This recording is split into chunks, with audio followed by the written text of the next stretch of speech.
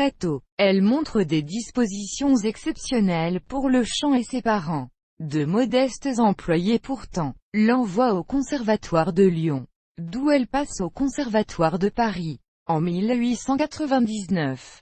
À seulement 20 ans, cette soprano remporte simultanément le premier prix d'opéra, le second prix d'opéra comique et le premier prix de chant. Elle débute à l'Opéra de Paris le 29 décembre de la même année en Brunzow dans Sigurd, opéra d'Ernest Reyer, chante ensuite le rôle-titre de Salammbô, autre œuvre de Reyer, avant de s'attaquer à l'univers wagnérien avec Elisabeth de Tannhäuser et va des maîtres chanteurs. Elle compte rapidement parmi les chanteuses favorites de Yole dans Astarté, de Xavier Leroux, puis celui de Floris dans Les Barbares de Saint-Saëns. Sa réputation est telle qu'elle est sollicitée dès 1901 par la société Pathé Céleste Phono-Cinéma, pour enregistrer sur cylindre quelques airs célèbres comme « Ô toi qui prolongeas mes jours », extrait d'Iphigénie en Tauride de Gluck. Intelligente, cultivée, elle ne vit que pour la musique et le chant. Entourée de grands compositeurs tels Maurice Ravel ou Gabriel Fauré,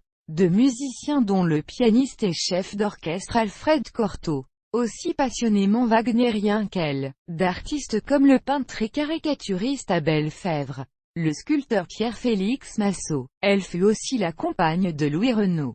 Comment les trajectoires de deux êtres aussi dissemblables ont-elles pu se croiser? À la faveur, prétend la légende, d'un de ces embouteillages qui paralysaient déjà la circulation parisienne. Après sa séparation d'avec Louis Renaud, elle restera jusqu'à la fin en étroit contact avec lui le 27 septembre encore. Elle lui envoie une lettre des plus affectueuses qu'il ne lira jamais. Étant emprisonnée depuis 4 jours, elle vivra entre son hôtel particulier de la rue du Colonel Moll, dans le 17e arrondissement de Paris, et sa propriété de Roquemaure, dans le garde-cadeau de Louis, qui lui verse également une rente importante et veille à subvenir à tous ses besoins financiers. Elle continuera d'être liée à des personnes importantes comme le général Messimy, Léon Daudet ou le prince Radziwiłł, comme en témoignent des correspondances intimes, conservées à la bibliothèque de l'Arsenal à Paris.